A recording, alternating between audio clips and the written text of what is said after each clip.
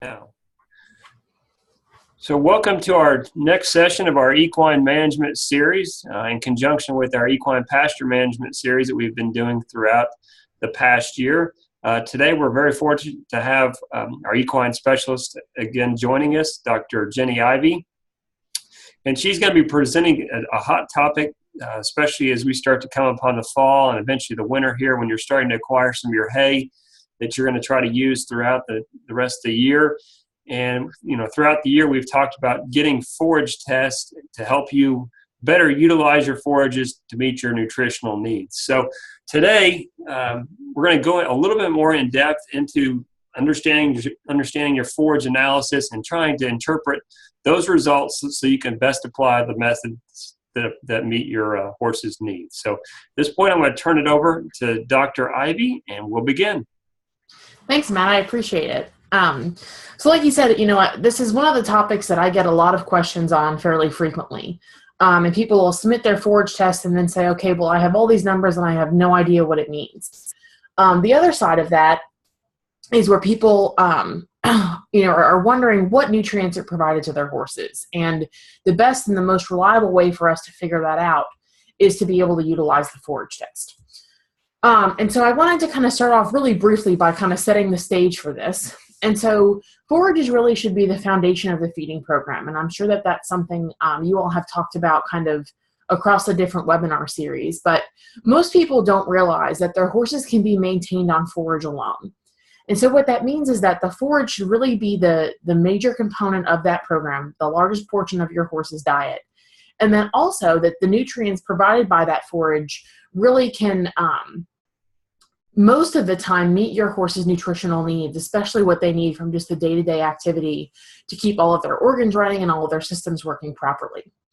And then we'll utilize grains and concentrates kind of on the back end to fill in the different holes. But we don't know what those holes are unless we have a forage test to help tell us really what's being provided by that forage at any particular time. And so the other thing to remember is that all horses require some level of forage in their diet, right? So we know that from an evolutionary perspective, horses are developed as grazers. So they would eat small, frequent meals throughout the day and kind of keep that constant presence of feed stuff within their gut. From a management perspective, in the way that we typically manage horses now, we kind of meal feed them, right? So some people will kind of give a morning feeding and an afternoon feeding and then maybe throw some hay at night. So we want to kind of balance the way that we're able to manage our horses with what we know that they need from a nutritional perspective and what forages are readily available at this point. And so the other is that by feeding forage as the largest component of your diet, or the horse's diet, so to speak, it's really the most economical decision. If you really look, kind of dollar for dollar as to what this breaks out to you, forage is usually more of the cheaper variety than maybe some of our concentrates or packaged forages and things like that. So to kind of help you, because I do get a lot of people saying, well, what's the best forage from a nutritional perspective? Or what forage or what hay specifically or what grass should I be looking for in my horse's hay?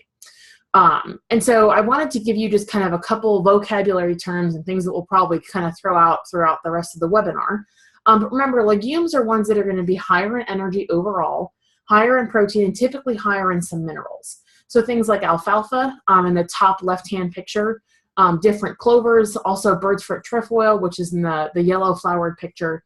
All of these are classified as legumes. Alfalfa kind of gets the reputation of overall being the best forage for horses. Most people, when they think about what their ideal would be, alfalfa is usually their first answer. We'll talk a little bit later about, what maybe would be a more ideal forage source depending on the horse you have.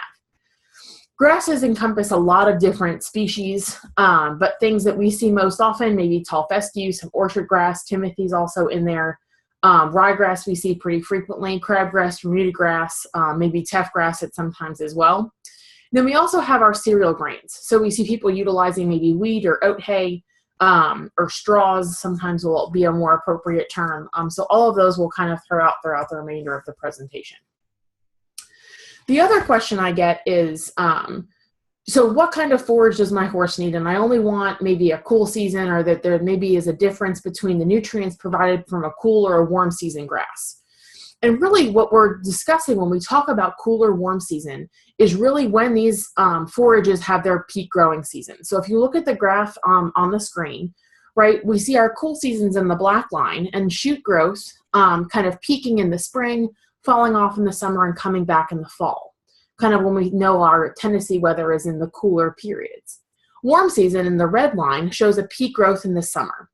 And so I've got some examples of different grasses up there for you, but especially as we go through and talk about the forage test, it's really important to remember that cool and warm season don't necessarily alter the nutrient profile of what these grasses or hays or forages are providing, but has more to do with when they're being fed, or when they're growing. And so we think about utilizing that to feed a horse if we're thinking about your pasture and what we're sampling in your forage test.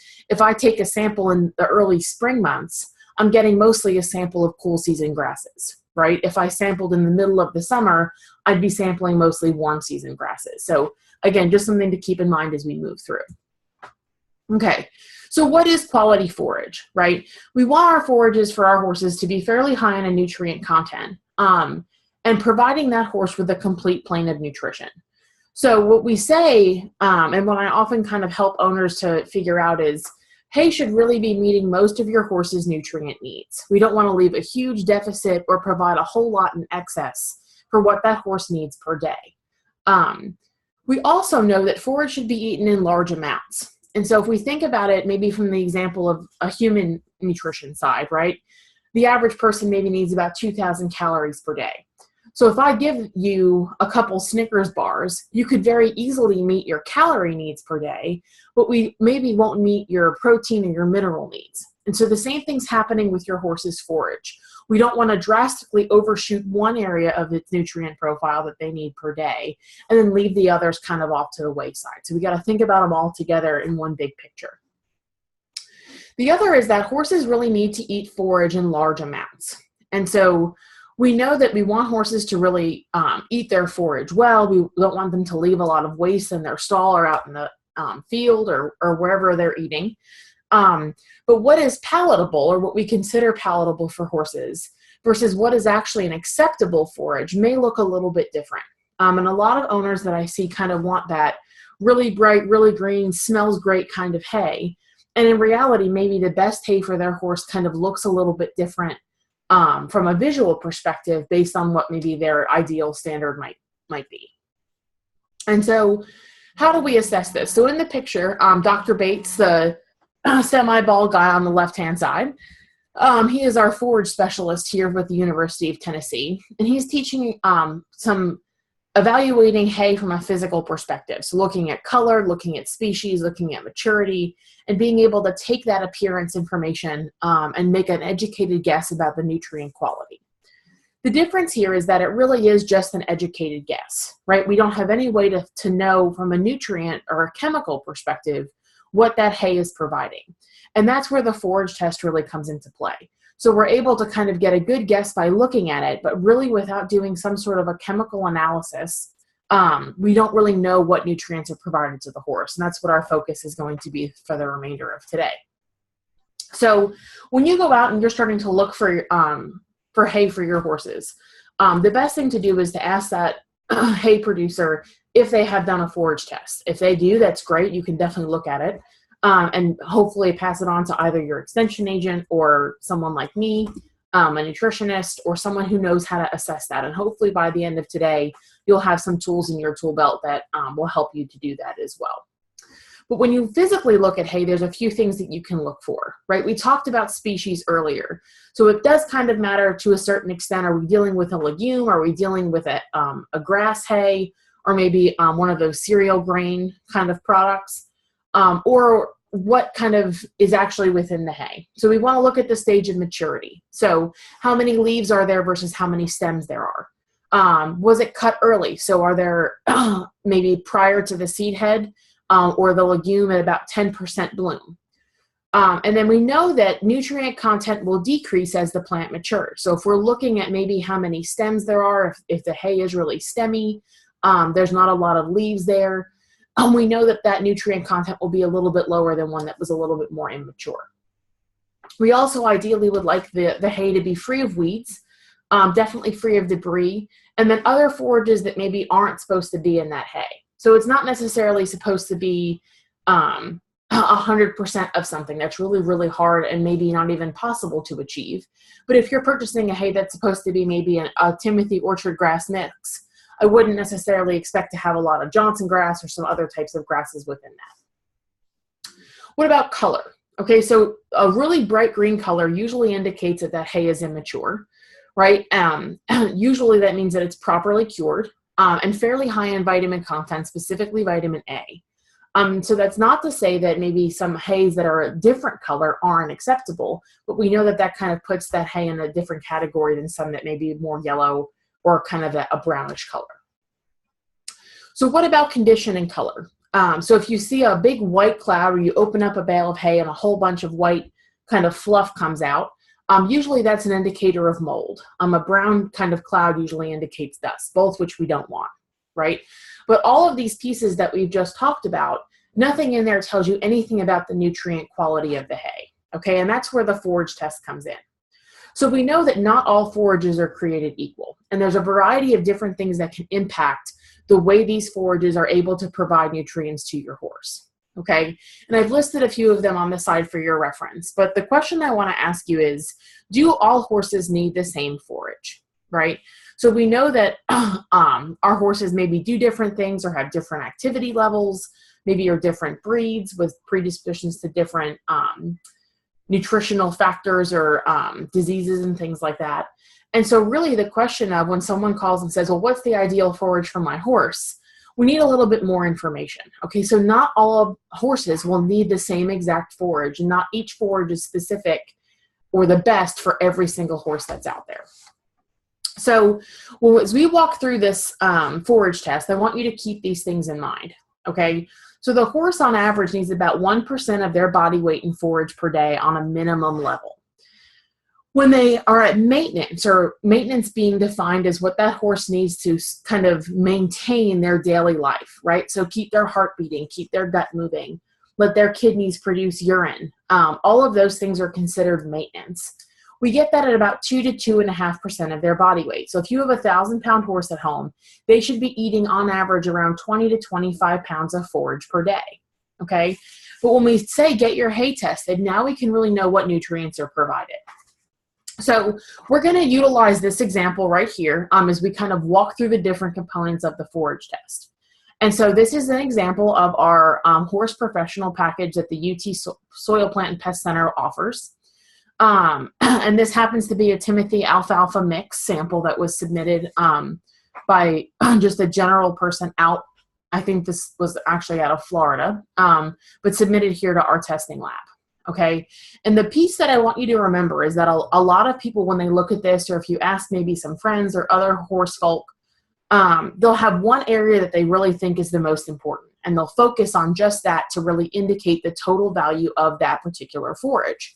But really what actually winds up happening is that all of those components and all of those factors together are really important to consider. And depending on the horse that you have and maybe your different management styles, some factors may wind up being a little bit more important than others, but not all together, okay? And remember, not all forage is created equal, but not all horses will need the same exact forage. So we can utilize this kind of flexible system to say, yes, this forage will meet this horse's needs, or maybe not the best for your horse that you have, but could be really good for someone else's. Okay, so let's start at the top and we'll work our way down. The two first factors I want you to think about are moisture and dry matter. Okay, and so if we think about it, we've got wet things within your hay and we have dry things, okay? And what is not wet has to be dry. So if we look at these two percentages together, they will add up to 100%. All right, so the moisture percentage is really just the water content of the hay. So when we think about that hay being growing out in the pasture, it's cut down and then it's dried and baled, we want the moisture content to be between usually about 10 to 17%. That's what we consider ideal for horse hay. Over 18%, we see a fairly high mold probability. So it's not to say that every single hay over 18% is going to mold, but it does predispose that hay to be able to produce and kind of hold on to those spores. So definitely something we want to look at. Over a 25% moisture content, this is where we see a really high increased risk of heat damage to the nutrients within the hay, and also a really high fire risk. So ones that we would worry about you putting up in a barn loft or tarping or keeping within your stalls really tightly packed together, kind of over that 25% moisture. And like I said, what is not wet has to be dry. So the dry matter is all non-water components. So this is really what we're looking at when we think about nutrients and the other structures or the other components within your hay or within any other forage. Okay, and the bottom blue box that I've shown you down here, it says all values are reported on a 100% dry matter basis. And so what nutritionists like me will do, when we look at all of the nutrients in your hay or other forage or pasture or whatever samples you may be submitting, we basically need to take the water component out of the analysis, because really when we look at it, I want to know just the nutrients that are contained within each bite that your horse takes. But I can't compare that if all of the water content is very different. So when I look at this from a nutritional perspective, I look at things on a dry matter basis.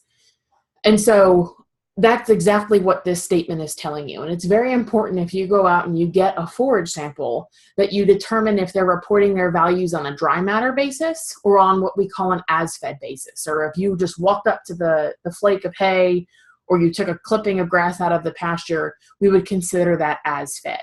Okay, so for today, we're going to talk about everything on a dry matter component. So we've taken the water out and now we're just dealing with the nutrients. Okay. So we're going to skip a couple lines and go down to ADF and NDF. Okay, so acid detergent fiber, usually we utilize this as a marker of digestibility. And so the lower the ADF number or percentage, the greater that we know that this forage will be digested by the horse's gut and also by the microbes within the hindgut. Excuse me. And so we kind of know that this ADF level sits somewhere between 30 to 50% for grass hays. And so if we look at this value, about 44%, we might be kind of nearing the higher end of that average, but we're not too bad.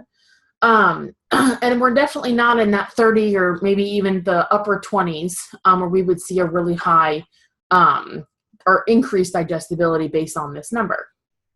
Okay, and a lot of these terms are going to have to do with the chemical analysis that we would utilize to be able to determine these numbers. So acid detergent does not mean that your horse is eating some sort of fiber that contains an acid detergent. It's actually the chemical association that we would utilize in the lab to test for these things. So I've had some people be a little bit confused on that and wanted to make sure we clarified it. Okay, so the next is neutral detergent fiber. And so this is typically what we're going to have in our cell wall. So plants have a little bit of a rigid component around each cell, and it helps to keep that plant upright and kind of stiff, so to speak. And the microbes in your horse's hindgut, specifically in the cecum, usually are able to ferment these and make them available to your horse. So we know that a low neutral detergent fiber means a greater intake. And on average, we're at about 45 to 70%, which is a pretty big range. But what we know from various different research studies is that about 65% or over in NDF is a really good option for horses that we want to kind of increase their intake, but keep their energy and other nutrients a little bit lower.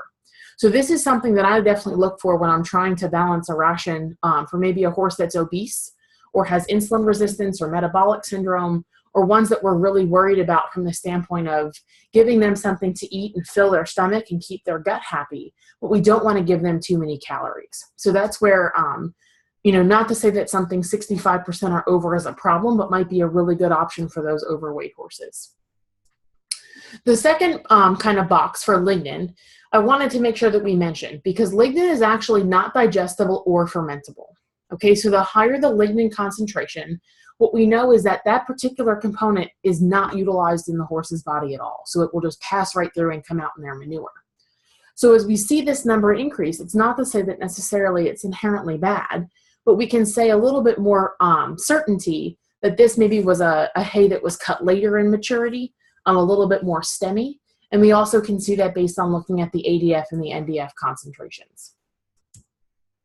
If you have any questions, please feel free to stop me, but we'll just kind of keep going unless there's anyone who's got a quick question.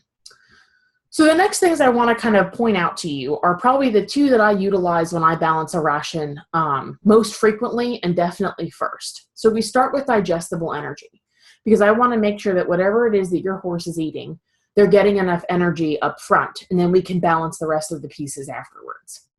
And so digestible energy is the energy within the forage that is available to your horse. So this means that the things that once we take out what the horse can't digest and what's making it actually out of the horse's digestive system and becomes utilized by the body, that's what we worry about for digestible energy. And this really, from an equine nutrition perspective, is our energy currency. Other livestock production will utilize different markers, but this is our specific one for equine that's used most frequently. We measure energy in horse rations in megacals per kilogram. And so a megacal is really 1,000 of what we would consider our calories. Okay, so if you think about a human diet, again, being about 2,000 calories per day, that would be 2 megacalories, just to give you an example. And this is megacals, like I said, per kilogram. So obviously here we tend to utilize pounds more frequently in the United States. So if you were going to kind of convert that back, you want to make sure that you're utilizing the appropriate units. The grass hay average usually goes between about 1.5 to a little over 2. So this hay in particular is kind of right on the money with what we would expect from a digestible energy standpoint. So what about crude protein? The average horse owner is usually pretty worried about what their crude protein content is within the diet. And most often when I talk to owners and I ask them what type of nutrition plan they're on, they usually will tell me maybe a mixed grass hay and a certain percent protein pellet or a certain percent protein concentrate. So what we know is that crude protein, as reported in forage tests, is actually a measure of the total amount of nitrogen within the particular forage that we're looking at. Okay, and so what that breaks down to is true protein, a protein that your horse can utilize, and something called non-protein nitrogen, or nitrogen that's kind of existing within this forage but not necessarily bound to a protein. And there are different ways that we're able to kind of tease out maybe a little bit of what is true protein within the feed, but it's important to remember that maybe not all of what's actually contained within a crude protein measurement is going to be something that your horse will actually utilize, okay? But taking that into consideration, we know that the average horse at maintenance can be maintained at about 8 to 10% crude protein within the diet, okay? And so what that means is that we're really more worried about protein quantity or quality, not protein quality.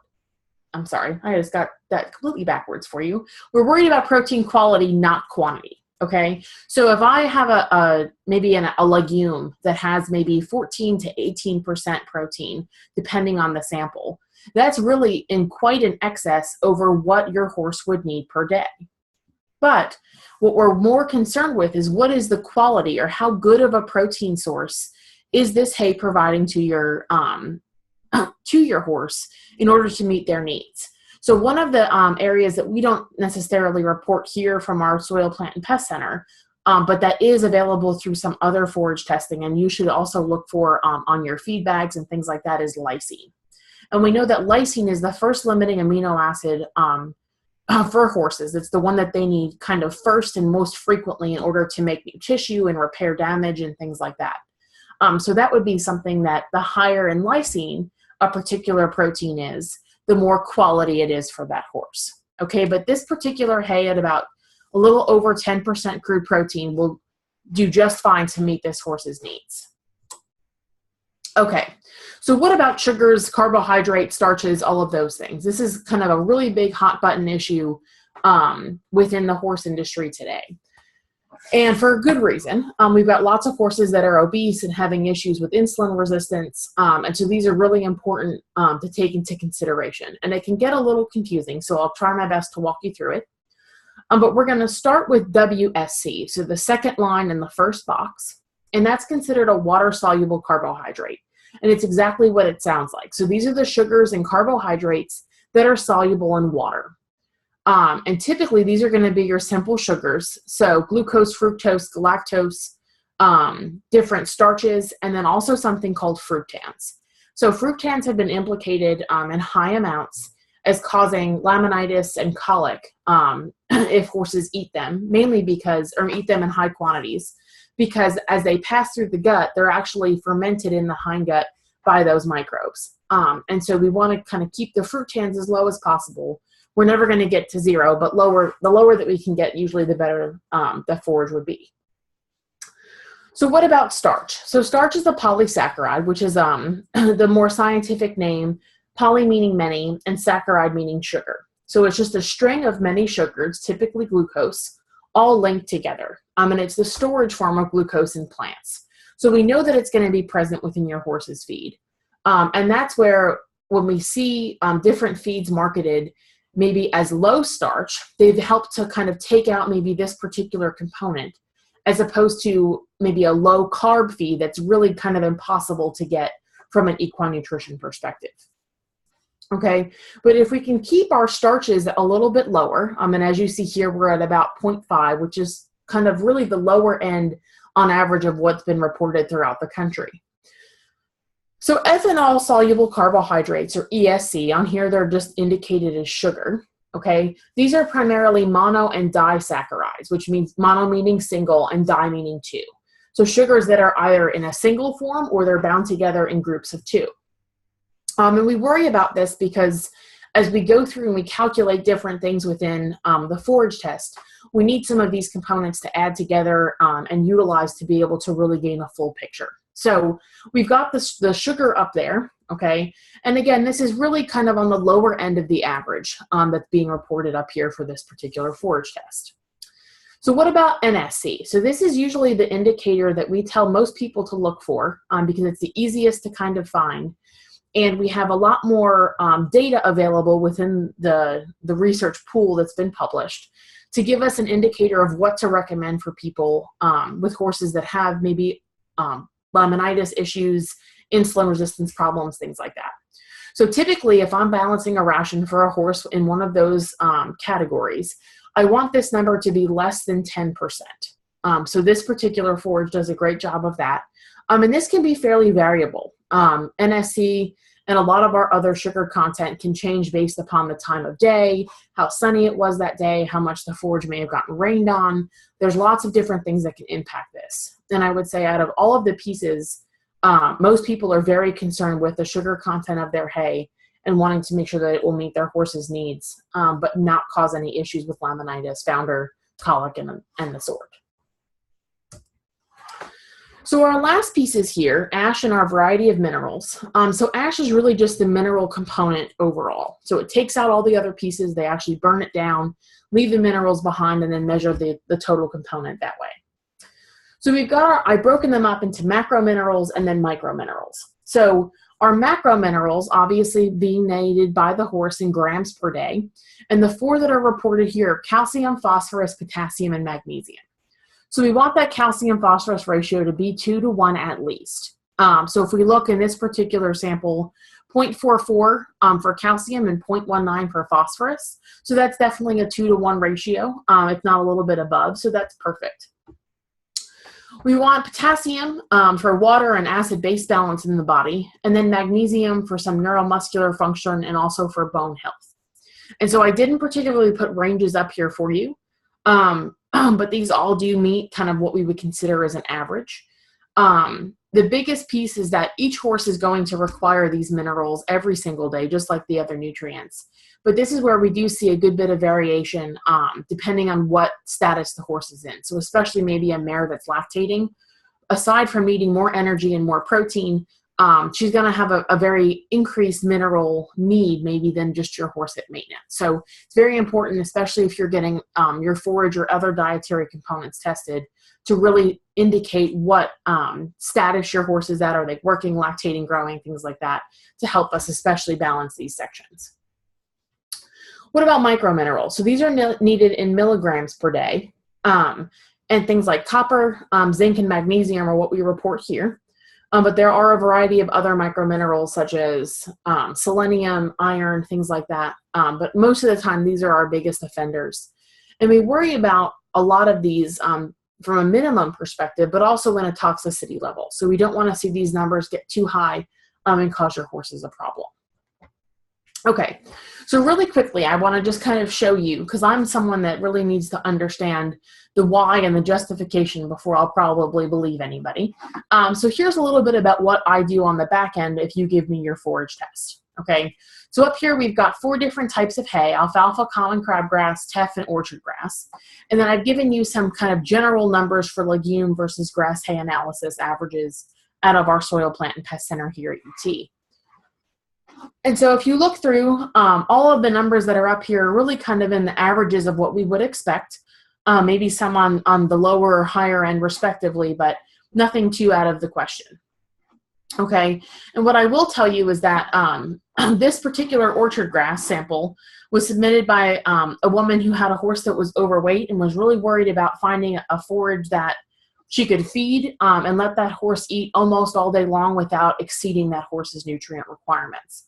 And so outwardly, she had called and really said, you know, this hay just looks terrible and I'm really worried about it. I don't think it's going to be good.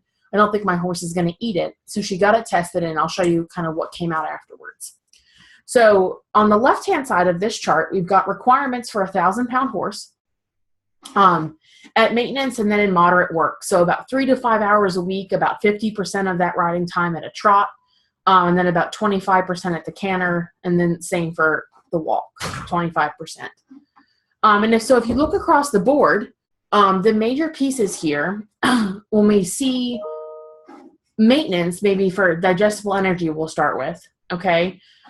Alfalfa, common crab, teff, and orchard grass all will meet this horse's maintenance needs, if not in excess. So if I fed this horse strictly alfalfa at 20 pounds per day, okay, this horse would have almost 8 extra megacalories per day. This horse would gain weight really, really quickly, okay? Even on the crabgrass, teff grass, and orchard grass, this horse would still gain some weight. He's still in excess of his energy needs by 2 megacalories per day, if not more.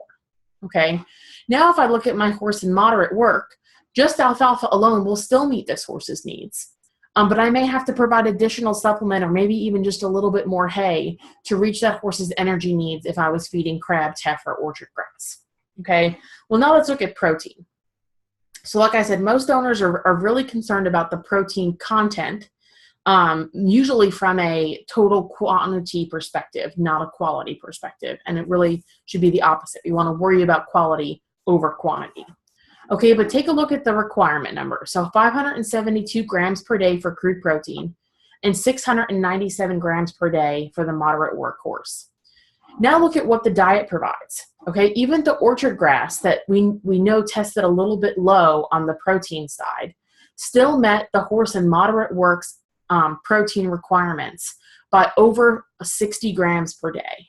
Okay, alfalfa at 1,665 grams. That's almost 1,000 grams of excess over what that horse needs in moderate work.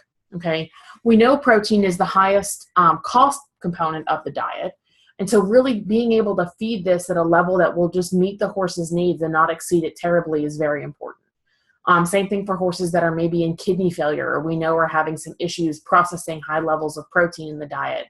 Getting this as low as possible is very important. Okay, as we go through here, the only issues that we actually had with minerals not being met was from the horse that is exercising, needing 19 grams of phosphorus per day for teff grass and orchard grass. But if you look, we're deficient by 1 and 2 grams respectively for teff and orchard grass. So this could be something that might very easily be met by just a simple mineral supplement fed to the horse per day. So really we're looking, when we look at this, hopefully you can kind of take home the idea that by giving or submitting a forage test and getting those results back, we can provide you with some really good numbers and some really solid justifications to make your nutrient requirement plans off of for your horses. I've also added this in here because I usually get the question of, like I said earlier, what's the difference between cool and warm season versus alfalfa or other legumes? And you can kind of look through here and see that, you know, the range is quite variable, but definitely kind of the center of those different ranges is all pretty similar. And so with the respect between cool and warm season, obviously alfalfa we know is going to be a little bit higher. And I will point out that this is in megacalories per pound instead of megacalories per kilogram, like we saw on the initial report. So all in all, really get your forage tested. It helps you to be able to really know what is being provided to your horse. So whether you go out and you take a clipping from your pasture, we kind of can get a general idea of what's happening out there from day to day. Obviously, that will change as the grasses in your pasture grow or die off and come back respectively. But also for your hay that you put up in your barn that you're planning to feed to your horse. I know a lot of horse owners don't have a ton of hay storage space, so they tend to buy maybe in batches of 20 to 30 bales at a time. And obviously that can be kind of challenging for you to be able to keep testing every single time. But what I would encourage you to do is if you're buying from the same producer or you're buying from the same general area, asking them if, you know, the repeated batches that you're going to be buying are from maybe the same field and the same cutting. And then you'll know that you'll be able to take one forage test and get a good idea of what's being provided to your horse over time. So if you'd like to get your forage tested, definitely contact your local extension agent. I know Matt and the others over in the central region and across the state are very willing to help with this process. And you can also go online to the Soil Plant and Pest Center website. I've pulled up kind of a screenshot of the website there. You can see the horse packages that we offer. And then also at the bottom, there's a how to submit a sample section, and then the actual forage analysis information sheet is linked there as well. The other question I get is, what about grab samples versus core sampling? So a grab sample is just what it sounds like. You could go around to maybe 10 to 15 different bales, grab samples from all over the bale, inside, outside, either edge. Or we actually have cores that the agents can bring out and help you use to get into the center of maybe a round bale or even your square bales before you actually cut them open. So both of them are equally as acceptable, but definitely the core sample is definitely preferred because you really do get a good overall representative sample throughout the bale. So with that, I'll take any questions. Hopefully that kind of put us right on time there, maybe a little bit over. But I'm glad to answer any questions y'all have or take questions via email or phone if you have them.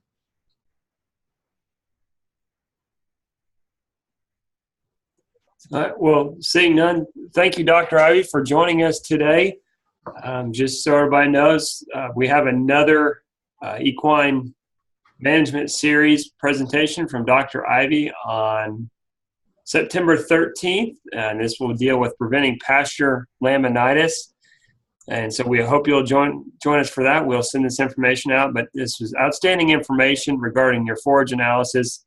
This truly is the cheapest aspect of owning a horse is getting your forage test, and it can have the biggest impact on the overall monetary value, but also just on the homeopathic way of meeting your horse's needs, nutritional needs, rather than trying to greatly underwhelm or overwhelm with the nutritional overload. So thank you, Dr. Ivey, for joining us today.